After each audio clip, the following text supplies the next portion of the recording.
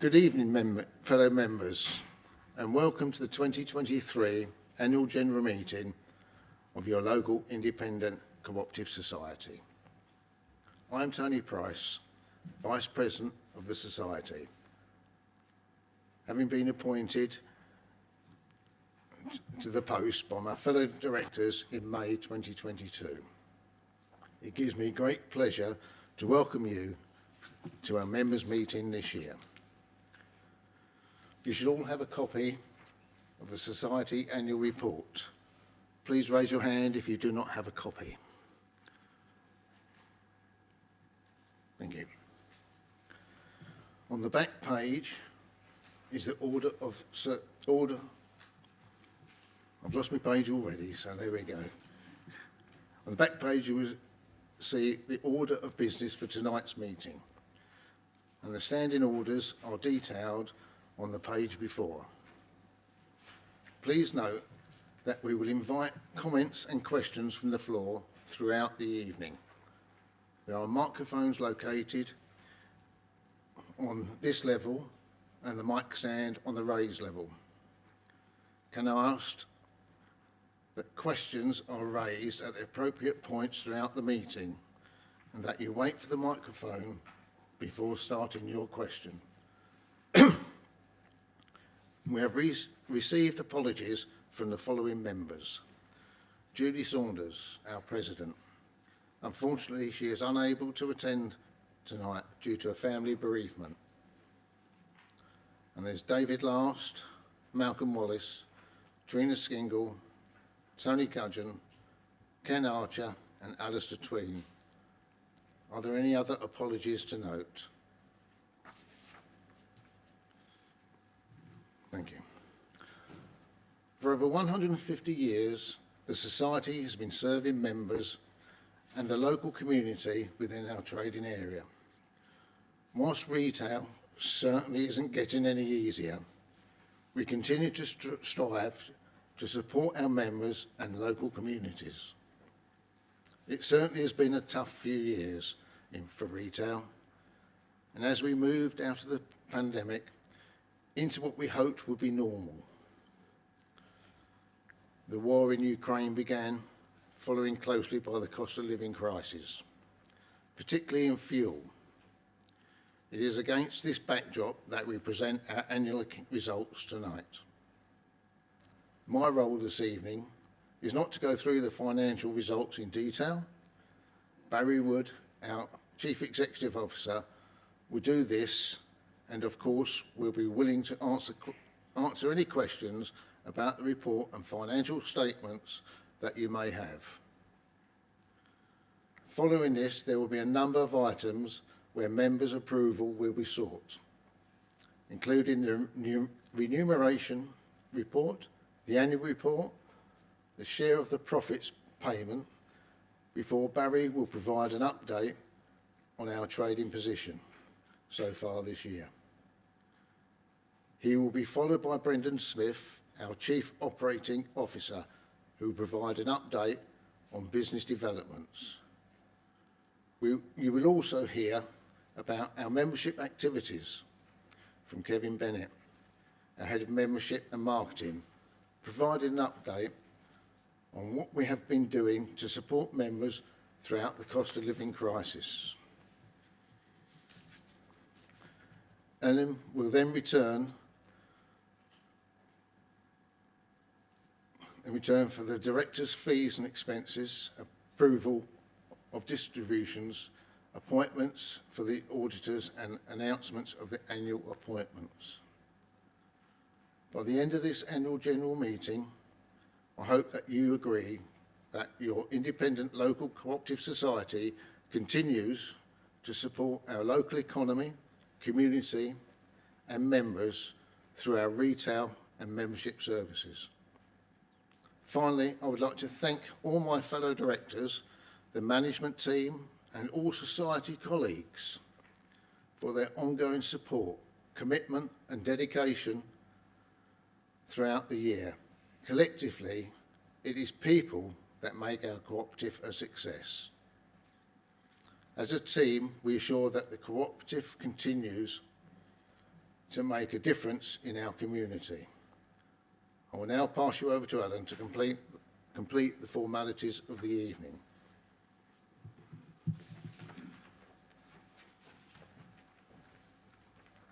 Thank you, Tony. Good evening. So I'd initially like to take you through some general housekeeping for this evening.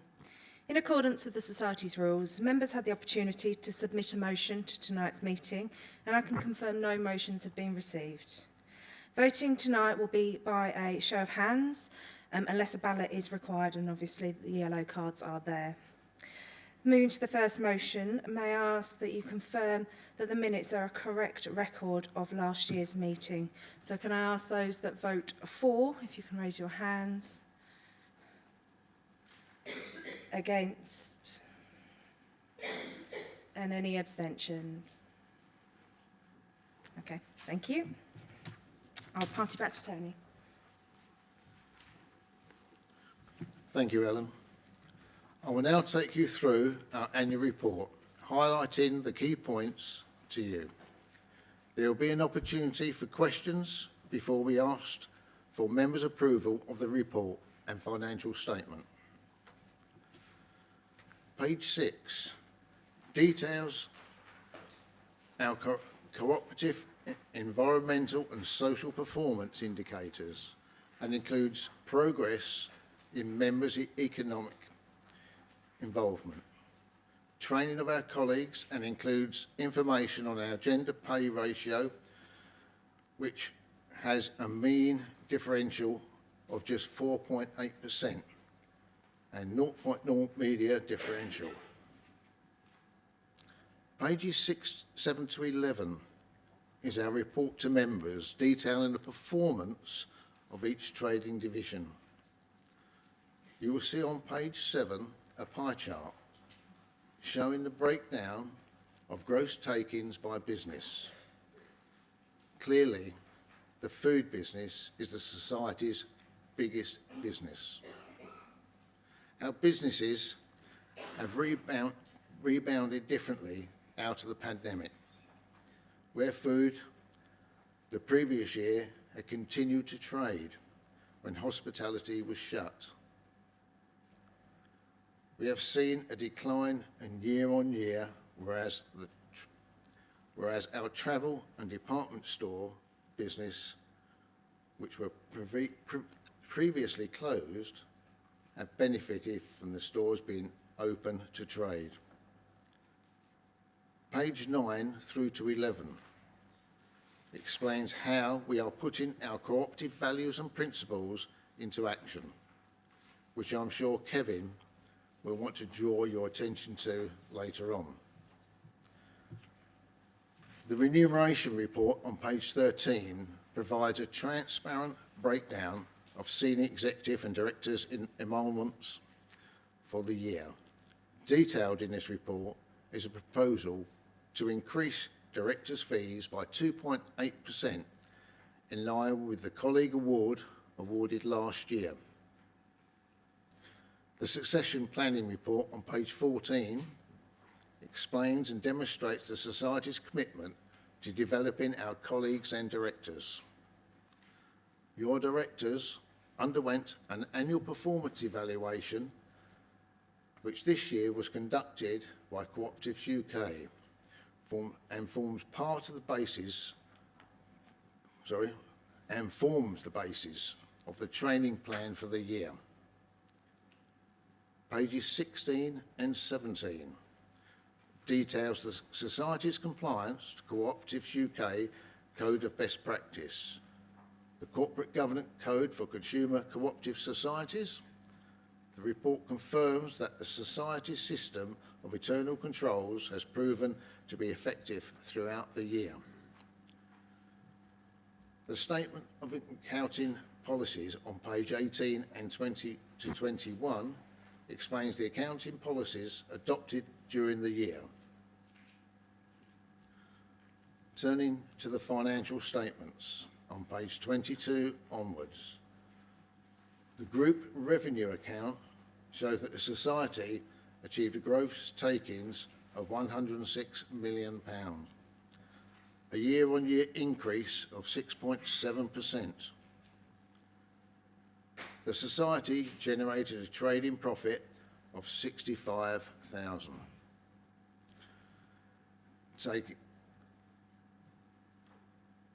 I've lost my place again, never mind. Compared to a 324,000 last year.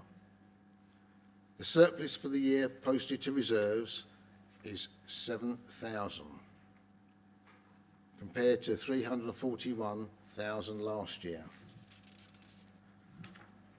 Now turning to page 24, the net pension liability has shifted from a £391,000 liability to an £853,000 asset. You will see members' funds now stand at £115 million. On page 26, net debt has increased to £165,000, having been artificially low during the pandemic years.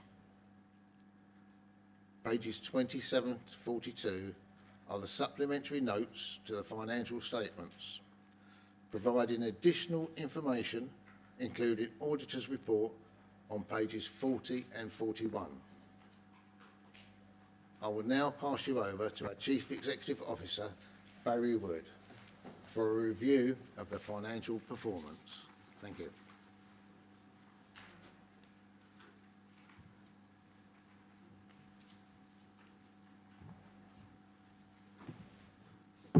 Thank you very much, Tony. Excuse me. Well, good evening. Last time I stood here was last October when we presented our interim results to you. I spoke at that point about the challenges that the society and the wider retail industry was facing as the world emerged from the pandemic and faced long-term impacts of Brexit, and to compound matters, the war in Ukraine. It was difficult back in October to imagine that the situation would get any tougher. But as we ended our financial year in January of this year, the Bank of England base rate was at 3.5%, the highest level for 14 years. And we have subsequently seen 3 further rises, taking the base rate now to 4.5% as the bank attempts to get inflation under control, which at 10.1% back in March, being fuelled by food and drink inflation, has been increasing at the fastest rate since 1977. Many of us in this room will remember interest rates well in excess of 10% in the late 1970s and 1980s. But many of today's mortgage holders will not have known interest rates even close to these levels when you think that interest rates have been below 1% for over the last decade. And this is leading to a consumer base that faces an increasing strain on their finances. These increases in interest rates and subsequently higher mortgage payments, combined with the phenomenal increases in energy prices and price increases in food and drink, have led to consumers seeing their disposable income drop substantially in the last year. And as one would expect, this affects many areas of the retail industry, from the food and drink that we buy and consume every day, through to the large ticket items that we sell, such as furniture and carpets.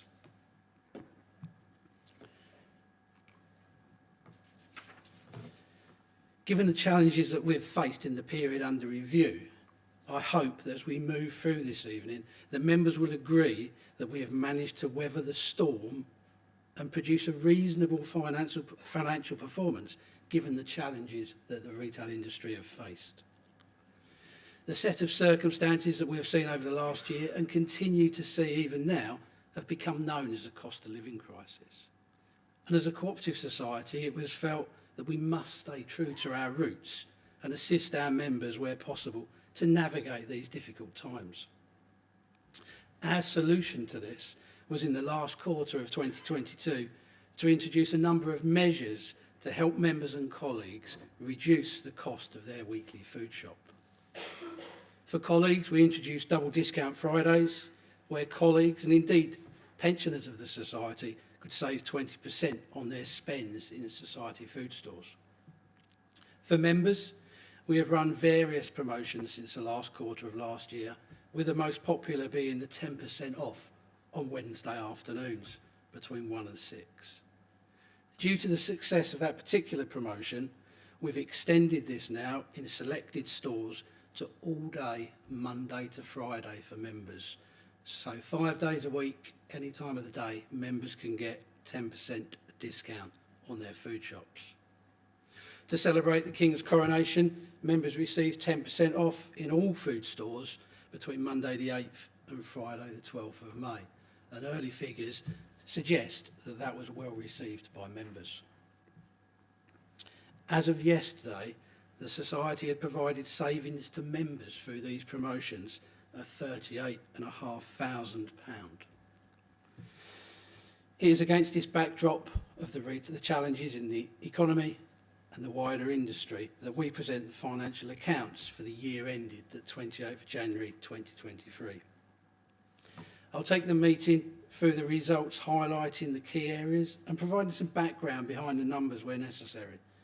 But before I do, I think it once again to reiterate and take time to recognise the contribution of our stakeholders in being able to present a set of accounts that show, albeit small, a profit nonetheless. Stakeholder groups are numerous, but the first I wish to thank are our colleagues. Every colleague has played a part in the year's performance, and it's fair to say that to be able to have weathered the storm, as well as we have, in my opinion, that we've had to ask more from our colleagues in terms of the standards that they deliver on a day-to-day basis in our food stores, department stores, travel agents or funeral homes, and not forgetting the support functions in the offices and our customer furniture warehouse. Without our colleagues, we could not deliver the service to our members and customers. Another group of very important people for the Society is our invested members that have also continued to be extremely understanding as we continue to be forced, due to the ongoing impact of the pandemic on cash flow, to invoke the Society's rules to prevent an outflow of share capital. The loyalty and understanding of these members are much appreciated, and their continued investment is valued as always. It is pleasing that during the year we've been able to further relax these restrictions on share capital withdrawals, and at the current time members are able to withdraw up to a maximum of £25,000 per calendar year, up from what we reported in October of £20,000, with all withdrawals being subject to a 90-day notice period still. So turning to the numbers, to summarise the performance in the last financial year at sector level first. The food business, excluding fuel and bill payments and lottery sales, recorded a decrease in gross takings of 1% compared to the previous year.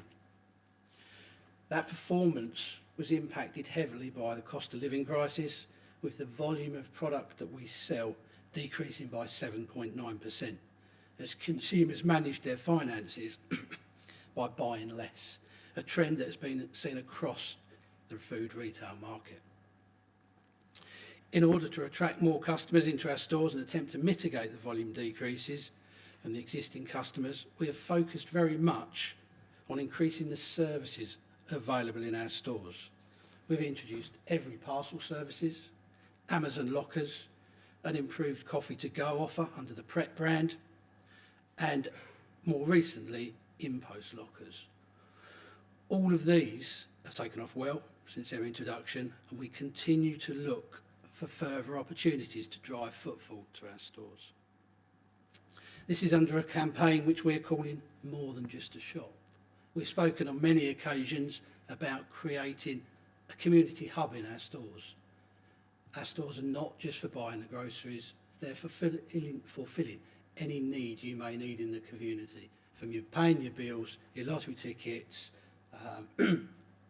supporting the community, as Kevin will describe later, and trying to get that footfall increased in a local area and giving people a reason to turn left into the Co-op rather than right into a competitor. And it's our view that the more of these add-on services, the more reasons people have got to turn left rather than right. Trading profitability in the food business unfortunately fell year on year by 55% compared to the previous year. That's been heavily impacted by not only the volume decrease, but by substantial operating cost increases and the fact that trading was strong in the first half of 2021 due to lockdown up until 11th of April, I think it was, in 2021, which gave us high comparatives, and also the closure of hospitality for around half of 2021. Gross takings in our department store business grew year on year by 37%, with turnover recovering after the pandemic years, but failing to recover to above pre-pandemic levels as customers battled with the cost of living. Trading losses in the department stores continue. They represented 2.14% of net sales, an improvement over the 6.87% in the year ending January 2022. The performance of the department stores continues to be of concern to the board and the management team. Both the board and the management team continue to explore all the opportunities to reduce the operating losses from department stores to ensure that the society's profitability is not undermined by this area of the society's retail offer. Our travel business rebounded following the pandemic, recorded an increase in gross takings of 280% compared to the previous year, as a result of international travel restrictions being lifted and people returning to their previous holidaying habits. As a result of this increase in gross takings, the travel business returned to profitability in the year, generating a trading profit of £120,000 compared to a £94,000 loss in the previous year. In our funeral business, gross takings increased in the full year by 6%. In May, we opened our 9th funeral home with our Basildon branch opening. This represents a new trading area for the society. While it's taken longer than expected to build the business in Basildon, work continues to ensure this branch is a success in the medium term. Full year profitability of the funeral business fell 13.22% year on year, representing the additional costs of the new branch and in the increased operating cost base, such as energy and fuel. Finally, our rental income from our investment property portfolio decreased by 13.3% year on year.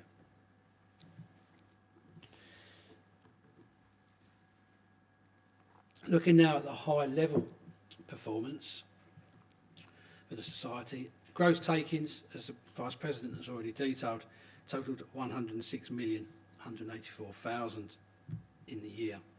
That was an increase over the previous year of 6,692,000, or 6.73%, reflecting far more normal trading patterns than we'd seen over the previous 2 years. As members can see from the slide, the society is still operating below the pre-pandemic years of 2019 and 20 and 2018 and 19. This is due to several factors, including the fall in volume in food stores, already touched on, as consumers try and make their disposable income go further. We lost, during the pandemic, a key concession partner in department stores, Arcadia, which was well-known brands I think everybody was familiar with, and there are no brands of that strength out there at the moment looking to move into concession operations. Also, the drop in sales of big ticket items in department stores, such as furniture and carpets, and also a slower recovery in travel than we expected. So although profitability in travel rebounded really well, it was still below where we would have seen it pre-pandemic.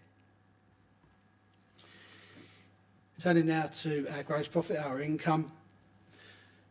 Income increased by 5% year on year, reflecting the improvement in the management of gross margin across the business as we've grappled with passing on manufacturers' costs as far as we can without becoming too uncompetitive, and the fact that department stores also traded for the full year compared to only 40 weeks back in 21-22 because of the lockdown at the beginning of that year.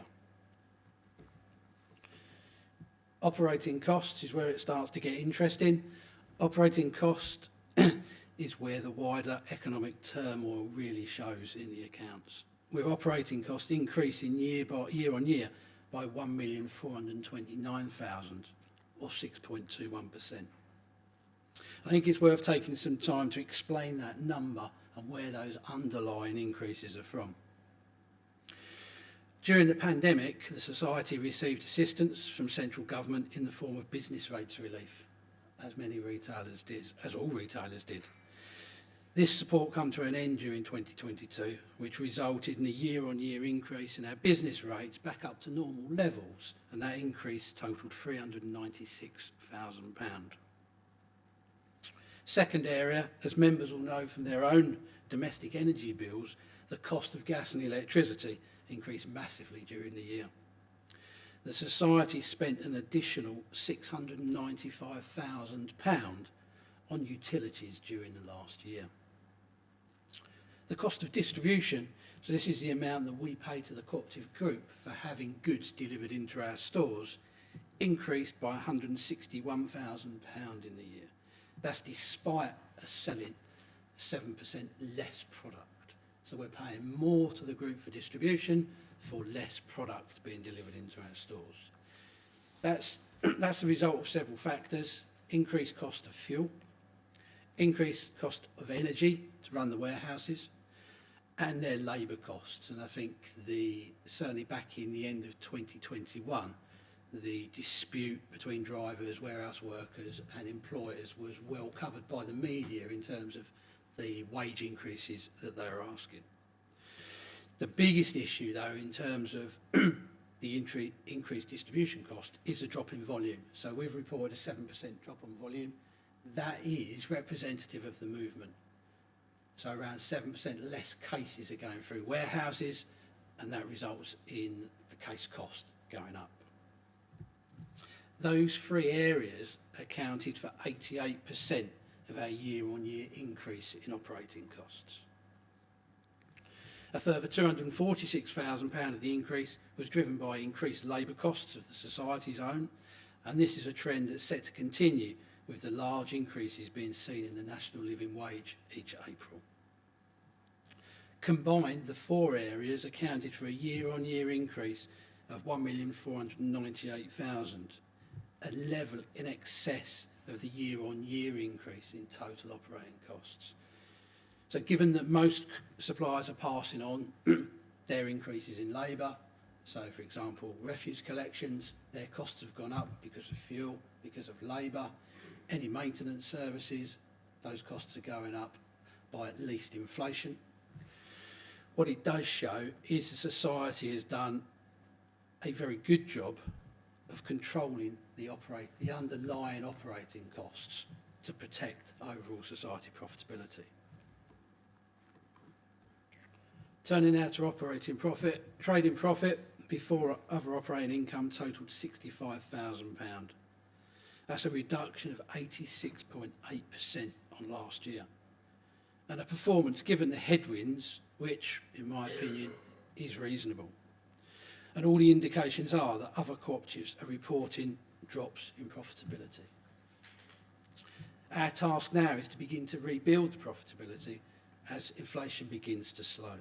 But the size of the challenge should not be underestimated, as consumers will continue to experience a real-term drop in disposable income, as wage rises are set to continue to be below inflation. And I think you can see that in the media with the activity around strikes, government's stance on the public workers, etc. So it's unlikely that we are going to see any improvement in the short term of consumers' disposable income. Members will note that in the revenue account we're showing investment income of £183,000. This reflects a revaluation of our investment property, which we hadn't revalued for several years because of the uncertain property market driven by the pandemic. The exceptional income and charges shown relate to the impairment of goodwill amortisation and accelerated depreciation of some of our loss-making stores. Note 3 in the accounts lists all of these items should you wish to examine them in detail. That's all right. At the retained profit level, the society made a profit of £7,000. Clearly a disappointing position compared to last year, but respectable given the challenges that we've outlined and we faced during the year. Net debt, touched on by the Vice President in his opening address. The annual accounts show that at the end of January 2023, the society had debt totalling £166,000. Following a year due to the central government financial assistance and low capital expenditure due to the lockdowns, we were showing no debt on paper. As you can see on the slide there, we were showing actually £886,000 to the good. With trading continuing to be tough, it will continue to be important for us to ensure that any capital expenditure projects we do are directed towards the right areas and areas that will produce the largest return for the society. So that is an overview of the annual accounts. Obviously, the accounts in front of you give more detail, certainly in the notes section. I'm happy to take any questions if members have got anything they want to raise about the accounts.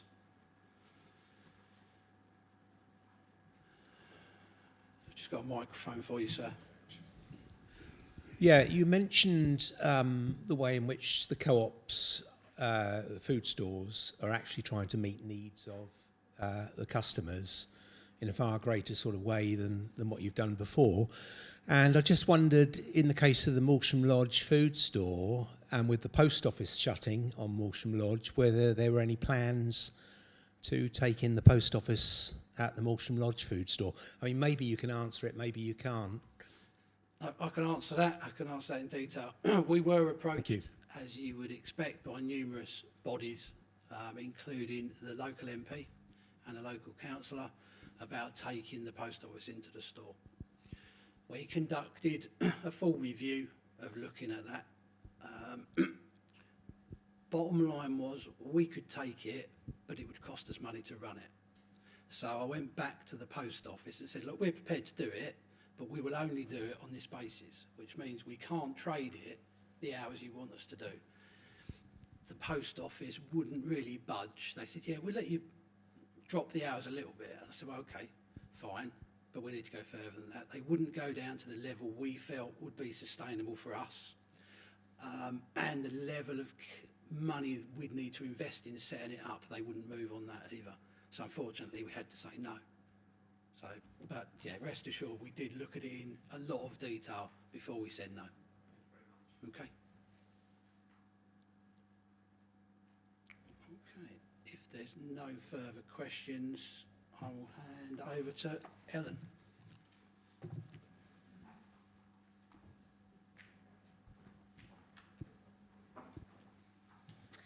Thank you, Barry. So, having heard from both the Vice President and the CEO, and having had the opportunity to raise any questions on the annual report, there are a number of formalities that we need to go through at our AGM, which require a simple majority of votes. So, to start with, we ask members to take an advisory vote on the remuneration report on page 13. And I would say at this point that the director's fee proposal detailed in this is covered under a separate vote later on this evening. So it's really that you're just acknowledging the contents of that report at this point. So could I ask for a proposer to that advisory vote, please? Anne, thank you. And a seconder for that. Simon, thank you. And then can I ask for members to vote in favour? So for, a show of hands, please. Against? And anyone abstaining? Okay, thank you very much. The accounts have been presented to members tonight, therefore may I ask members to receive the Director's report and financial statement, and again I will be looking for a proposer. Anne, thank you. and a seconder. Thank you. And members, if I can ask you to vote for, against. Is that an against? Okay. And any abstentions? No. Lovely, thank you. And then moving on to the share of the profit payment. Given the trading performance and the financial results of the year ending the 28th of January 2023, the board recommends a share of a profit payment of £3 per 1,000 points, and this rate reflects the decrease on the previous year. However, as Barry mentioned earlier, members have been benefiting from exclusive member pricing with specific offers on departments and more recently a blanket 10% saving on your basket spend. And again, Barry referred to the Coronation Week last week. All members had the opportunity to save 10% off their basket between Monday and Friday. We see these additional discounts as giving members an instant saving on their shopping, and in the last financial year, the savings totalled £10,000 alone, and we didn't start them until towards the latter part of the year. Therefore, we are proposing a rate of £3 per 1,000 points, and again, I'd be looking for a proposer for that rate. Thank you. And someone to second, please. Thank you. And those voting in favour? Anyone against? And anyone abstaining? Wonderful. Thank you very much. I will now pass you back to Barry to provide the trading update for this year.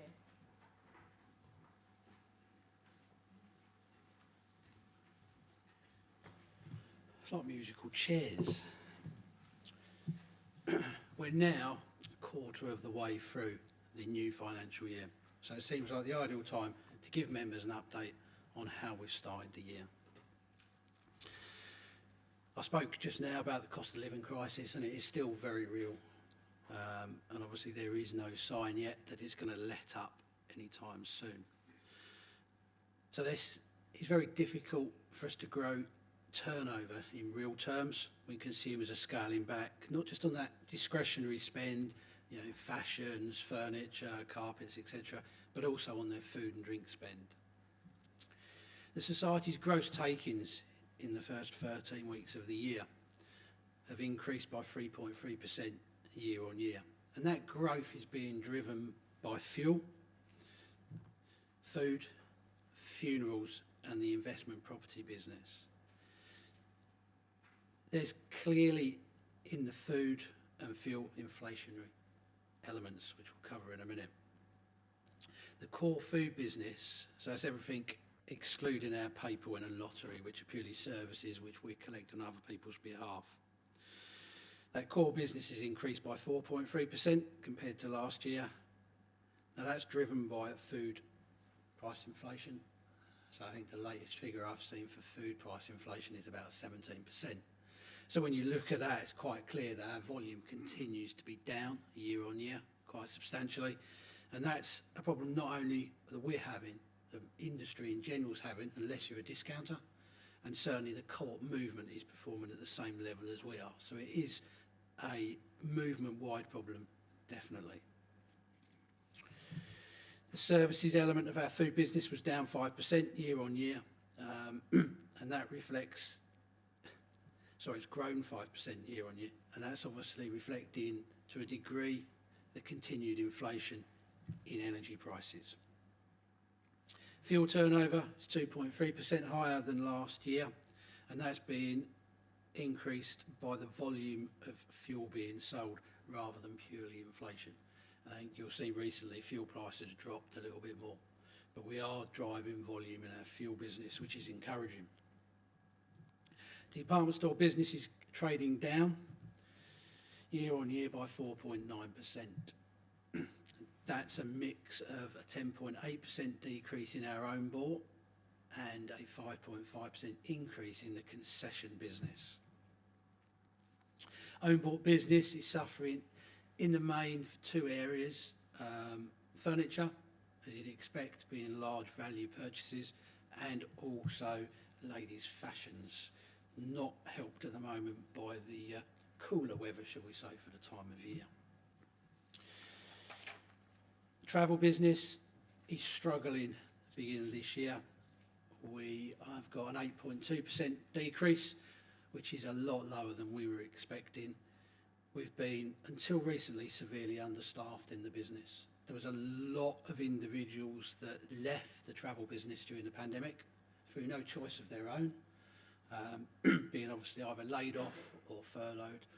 There are very few of those now looking to re-enter the travel market. I think it's a case of, they've lost their jobs in an industry they knew well once. They're not going to risk it again. So trying to recruit where we've left staff, as they've left to pursue other avenues, we are struggling. But we are managing to recruit some colleagues in the last few weeks, and hopefully we'll be back to normal trading and be able to report better figures at the end of the year. As a result, gross takings in travel down 8.2% year on year, and that's being made up of both the bookings and also foreign exchange recording decreases. Funeral business is showing growth of 8.1% against year on year. That's not only an inflationary increase, the number of funerals that we've conducted are also up year on year.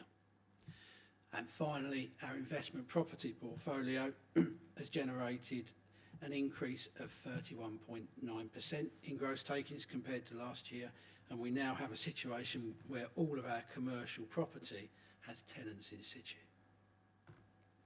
I think it's clear at the end of the first quarter that the year will continue to present us with challenges.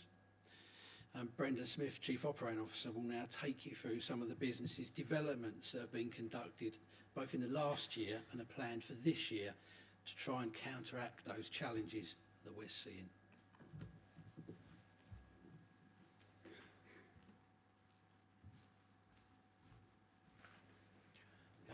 Excuse me. Good evening. So business developments in 2022 and the initial stages of 2023 have been very much centred around improving the offer to our members and customers. Along with, we're very conscious that we operate in a very difficult environment. So wherever possible, we're trying to make the in-store operations and the day job that much easier. But ultimately, it's about delivering a tangible business benefit. So I'm just going to take you through a couple of these that we've done. So the first one is we've reviewed the field management team and the support network to our food stores. And as a result, we've recruited 2 new food operations managers whose main focus will be very much centred around driving day-to-day improvement in store standards whilst developing and supporting our in-store teams. Apologise for the pictures, they don't take a great picture, admittedly. But what I would say is they're both experienced in the operationals field, and I think what's really key is both gents have run one of our food stores recently, so they're fully aware of how the challenges that we face as a business, and they have a great understanding of what's required. Again, we've mentioned there about bringing additional benefits and reasons to use our shops. Barry's alluded to earlier in his presentation about InPost. So we're going to run a trial in 5 stores, and that is Beehive Lane, Danbury, Writtle, Holdbridge and Broomfield.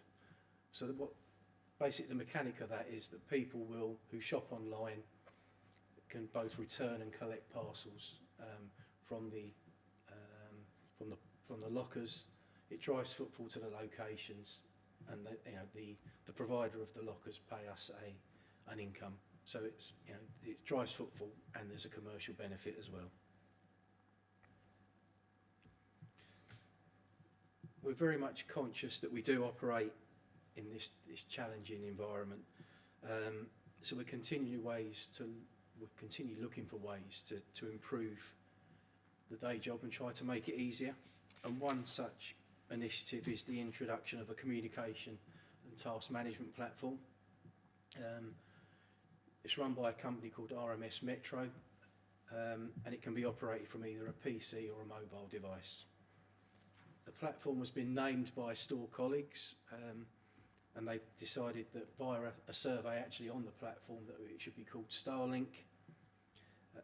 To date, the platform allows every colleague within the business to have their own individual login, so they can go onto the platform and look at the most up-to-date news, whether that be an update from anybody at the centre or from their operational team.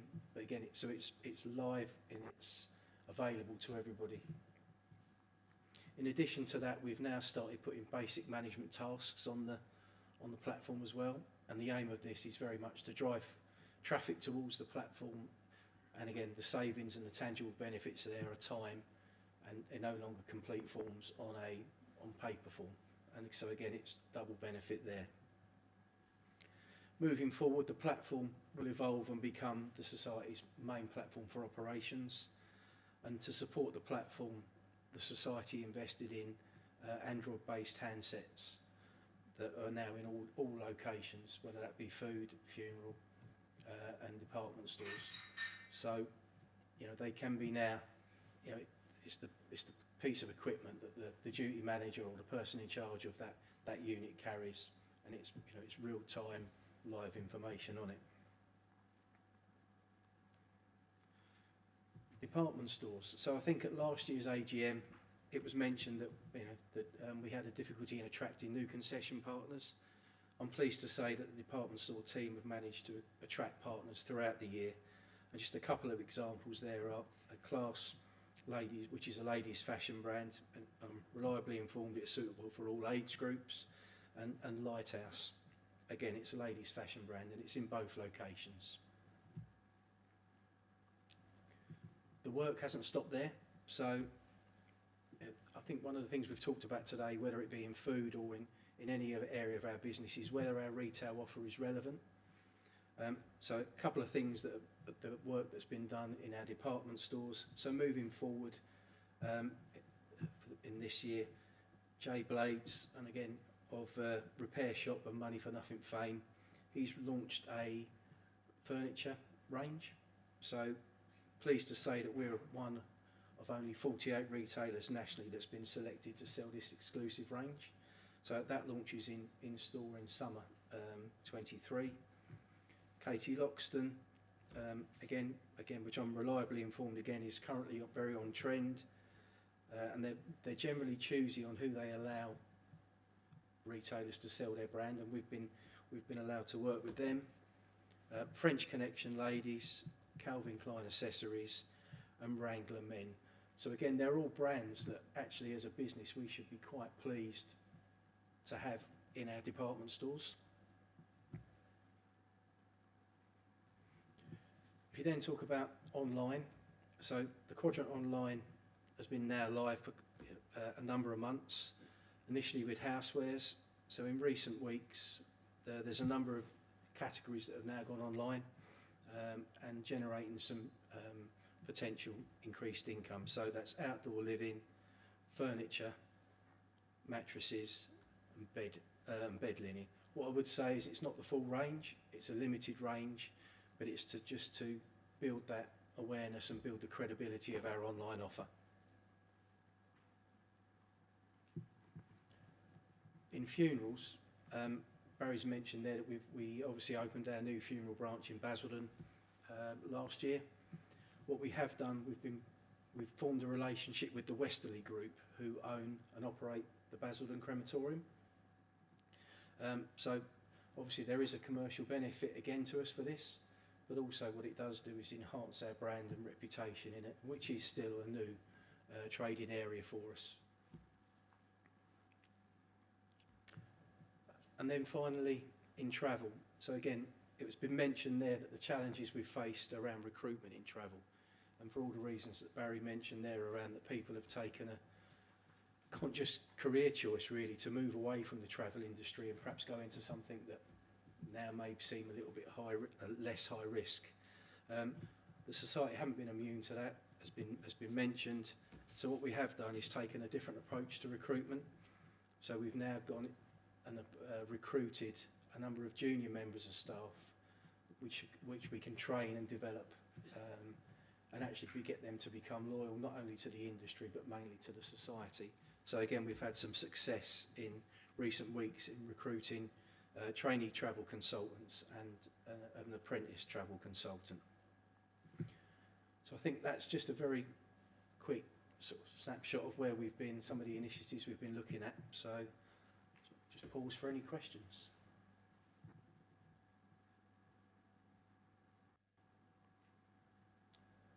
I'll take that as I know. Right now, hand over to Kevin.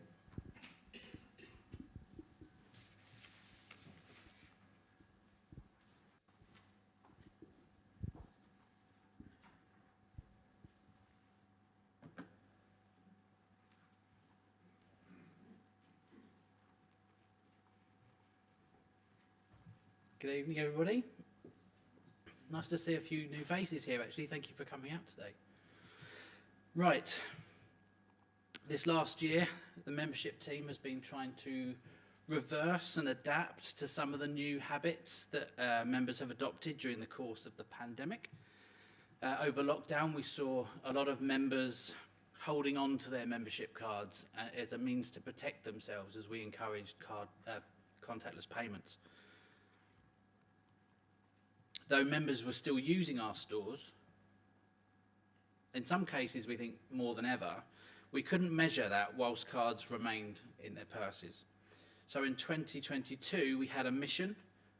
We set ourselves a series of targets that would start to bring performance back to where it was pre-COVID, whilst also looking for ways to improve the position that we were in prior to it. So what did we do and how did we do it? Well, new members. Last year we set ourselves a target of signing up one more member than we had in the year prior to COVID. It was some symbolic offering and we achieved it, and then a little bit more. And it was a nice way for us as a department to realise, okay, we can do this. We have got more members this year than we did have in the year prior to the pandemic. In last year's results, we announced that the known trade coming from our members had dropped to a little over 10% of the society turnover. This year, we bumped that up to 11.15% of society turnover. The amount of business we do with our members is a very important statistic for us and something that we always look to build upon, and we're constantly looking at new ways to make this possible. Next year, we hope to get that up to 12.5%. And the average amount our members are spending with us continued to increase over the year, from just over £14 on an average shop to just over £17. Much of this we can put down to the continued cost of living crisis, with prices being forced up in shops all over the country. However, non-members were spending just £11 on average, so we know we were doing something right for our members. The result that disappointed me across all of these was the amount of members actively using their membership card in our stores. At the end of last year, we reported 24.6% of our membership was actively using their cards, but by the end of this financial year, that had dropped ever so slightly to 24%. That's a difference of over 500 members, and that's something that we wanted to reverse as soon as possible. There's a number of reasons a percentage of active members might have dropped in this way. It could have been because they've moved away. It could have been because they've joined up with us but they haven't used their card yet. It could be because they've taken up another shop. Or it could be that they're still using us but they're not remembering to swipe their membership cards. We think all of these played a part. This statistic has very much coloured our aims and intentions for the following year. We can't do much if a member has moved away. However, we can do something about the other three reasons. So this year, engagement, or rather re-engagement with our members, is our key objective moving forward. Now, one way of doing this, it's something that we've been aware of for a long time. The lure of an annual dividend reward has become less appealing in a world of instant rewards and personalised discounts. Now, I do believe it is an essential part of how a co-op works. Paying out a share of the profits to each member is, in my view, how a co-op should be. But does it have to be just once a year? Does it have to be the only reward? And you've heard a lot already about the new member offers and the discounted prices that we've been trialling over the last year. And it's things like this that we can introduce to bring a bit more immediacy to member benefits. Now, previously we've introduced a range of ideas to try and bring more rapid benefits to members. We've had money off vouchers in our shops, free baskets of shopping, member of the month, free prize draws, discounts with other businesses. More recently, we've had coupons on our members' portal. All things to try and bring an instant reward for being a member. And as Barry talked about earlier on, in the run-up to Christmas last year, we did something a bit different. We introduced what we called at the time a cost of living discount to our members. This saw money deducted off shopping bills at the time, live in the food shops at the time of purchase, giving a noticeable, tangible reward for those that have signed up to Chelmsford Star. The caveat being the discount was available at a specific time of day. In the 2 weeks that trial was in effect, 200 more members in the week used their cards when compared to the average before that. The number of items that they bought went up and the trade from the members went up. And in the remaining weeks of the financial year, we tweaked this concept, tried a range, slightly different things, different member price discounts on other departments, different ranges, just to see what would have the most interest, what would resonate more with members. Some ideas worked better than others, but it seemed clear to us that we were on the right track. Feedback was positive from both colleagues as well as members. So we've been developing that further. We trialled at the start of 2023 an extended member offer into one of our shops, the Holbridge Co-op. Members there got 10% off everything across the store, Monday to Friday. Would they respond well? Well, Barry let the cat out of the bag earlier. He said £38,500 worth of savings went to members since these offers have been available. So yes, the short answer is the trial went very well. In fact, the trial is still going on because it went on so well in those 2 weeks. In that trial 2-week period, 39% more members were shopping in the store, 74% more member transactions, 88% increase in the number of items they bought, a similar increase in the amount of turnover coming from members. And something I'm particularly pleased about is 49 inactive members, people that haven't shopped with us for at least 2 years, have started using their cards and using our stores again. In some cases, we hadn't seen them in 4 years.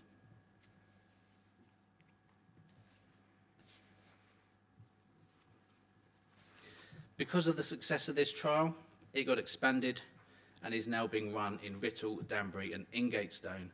We continue to monitor the performance, but it's clearly proving popular amongst our membership. Right, turning now to community investment. This financial year, we have distributed £22,500 to grants to 10 charities selected by our membership committee. Since forming the Chelmsford Star Community Fund, over £40,000 has now been issued as grants. Each group received an initial screening from the Essex Community Foundation. They provide us with their legal expertise, their safeguarding skills, and their expert advice. The charities that succeeded were chosen by elected members as part of the duties on their membership committee, and we review what that funding has done in subsequent meetings. The membership committee consider a number of factors about the charity before deciding on who to benefit. The number of beneficiaries of the grant, the location of the charity, the type of service it offers, amongst others.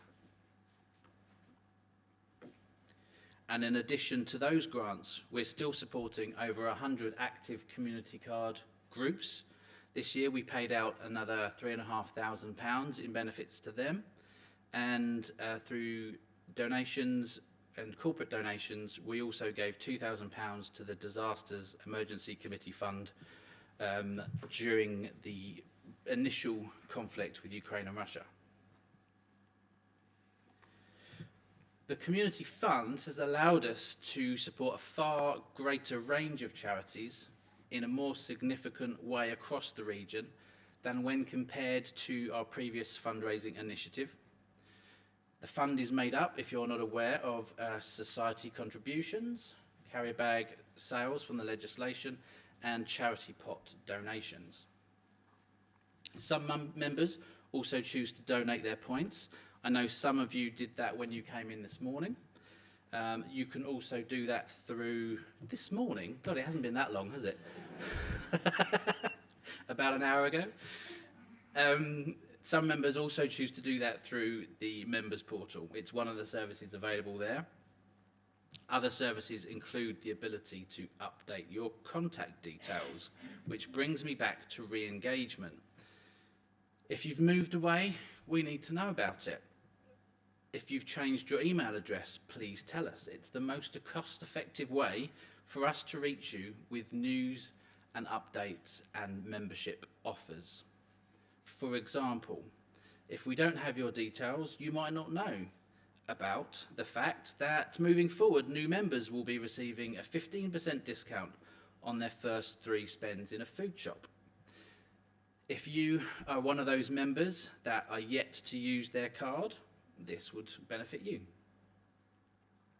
You may also want to hear about the series of cross-business promotions which we'll be introducing soon, allowing members who shop in one of our businesses already to get a special offer at one of our others. And we'll want to be able to reach you to tell you about our next round of reduced prices for members also. It's going to happen. It will happen again very shortly, I'm sure. And we'll also be telling you how much dividend you've earned after the conversion which takes place tonight. So I'm just going to leave that thought with you. Please make sure we have your current contact details. And I think that's everything from me, unless anyone has any questions. Can you just wait for the microphone? Thank you. Thank you. Yes, I've got a question. Sorry about the phone, everybody. I thought I turned it off. I've got store cards, and I've got them on my phone. I've got the app on my phone, which they swipe, which means if you forget to take your card, it doesn't matter. Do you have one on your phone? We aren't on an app. We are looking for ways to do it securely, because there is a matter of their money being on the card. That being said, when you're in the shop and you don't have your card, you should be able to be found quite easily by staff in the shop. You should never be losing out. If you feel that you have missed out and you've got your receipt, you can actually let us know via the portal and we can add the points that way. So there are ways around it, but at the moment there isn't a way of getting your membership card on a wallet. Oh, hello. Is there any pipeline to have a key card? Key fobs. Yeah, key fob card. Most people come out with their keys rather than their purse or their wallet. And sometimes when you look up and search a customer, you can't always find them. Okay. Interestingly, Until those apply. we are currently in the process of trialling some of those, and if it works and we can do it in an affordable way, then we'll look at rolling that out. And is it acceptable to use the phone app if you have the blue card, because that's a QR code on the phone?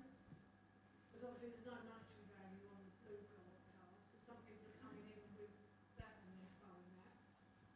Speaking as a colleague, I'm assuming, we don't accept anything on the mobile phone. Even though it's got no monetary value on that card. Yep. Exactly, I have done it a couple of times on the customers because you can tell it's not the Chelmsford Star one. Because of the QR code. Instructions are, Yeah. we haven't got an app. Because we can't search them in Can't search the But blue. the blue one's different matters, we'll take that one. Okay. Can I just, I've had a few customers come in recently that have had new cards come through the post, and they they had our, what I call the honeycomb cards before, and they're now receiving the blue ones. Would there be a reason? It means that they've got a group card now instead of one of ours. But when I've explained that to them, they're not our cards. Obviously, I've given them our forms again to read, but they haven't asked for it. It was just renewed and it had come through. The only thing I can think of there is they were potentially a member of the Co-op Bank or Britannia, or they have a Co-op credit card, and it might have come through another means like that. And that had gone through. Yep.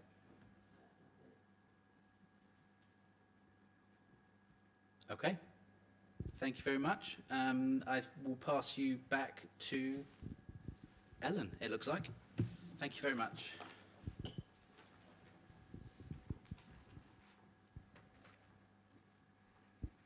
Okay.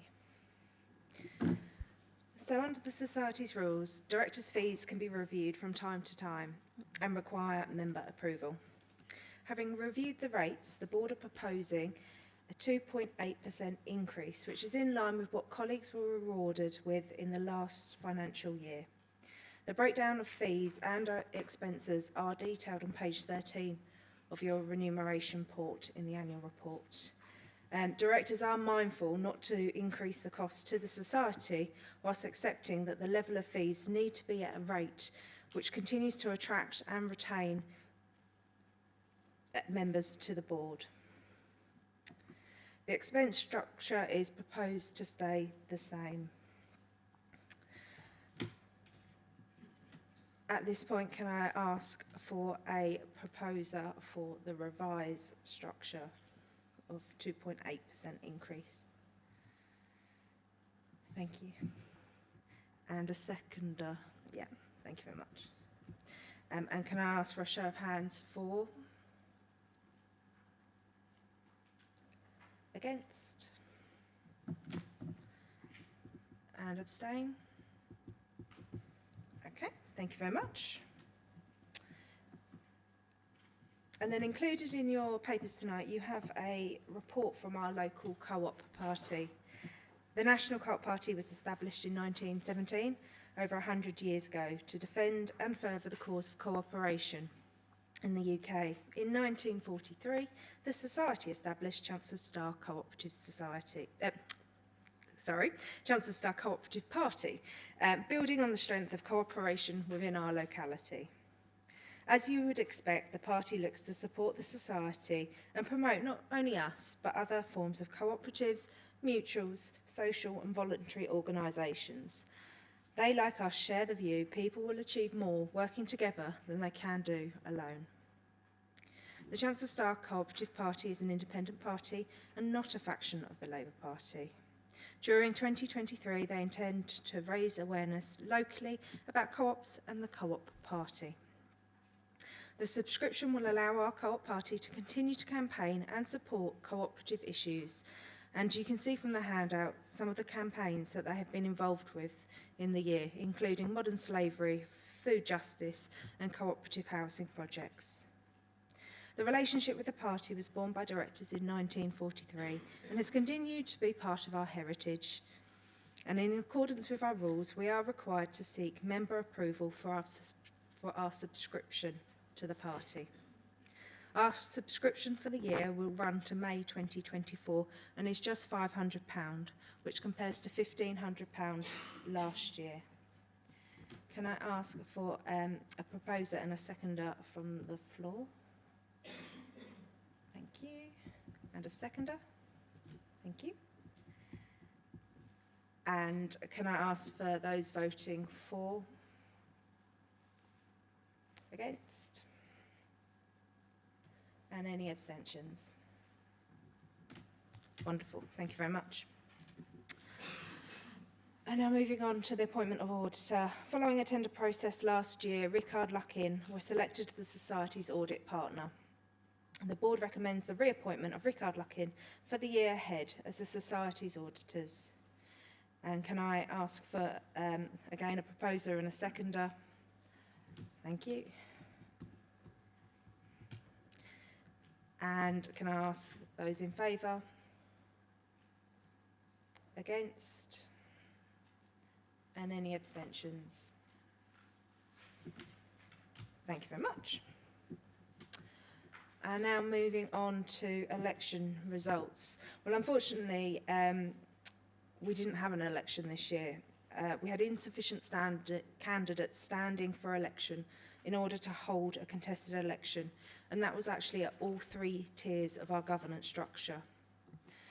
Therefore, the following individuals have been appointed for 3 years, which is Ken Archer and David Last. These are candidates that had stood to be nomination candidates in the election. And further to this, this left 1 vacancy, and the board has co-opted Stephen Birmingham to serve a term of 1 year. Lois Bowser has been appointed for 2 years to the membership committee, and Judy Saunders, Joshua Beresford-Davies and James Cowley have been appointed to the members' council for 2 years. So before I pass you across to the Vice President to conclude the evening, are there any final questions from the floor? No.